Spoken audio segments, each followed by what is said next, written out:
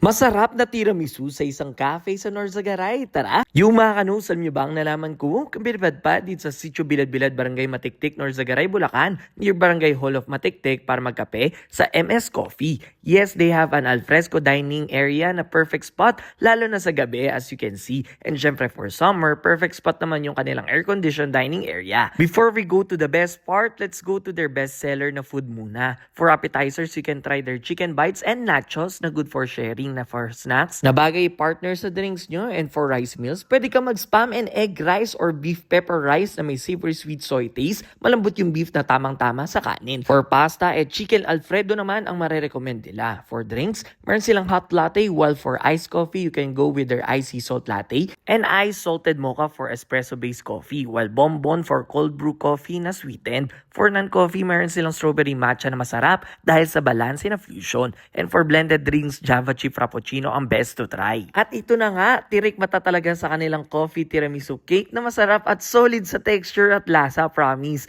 And biscuit cheesecake na masarap din with its tangy and sweet cake. At meron din silang croffle. They have free wifi, may parking area, and this is their operating hours kung pupunta kayo. O, ano pa hinintay nyo? Tara na din sa MS Coffee sa Norzagaray, Bulacan. Let's go!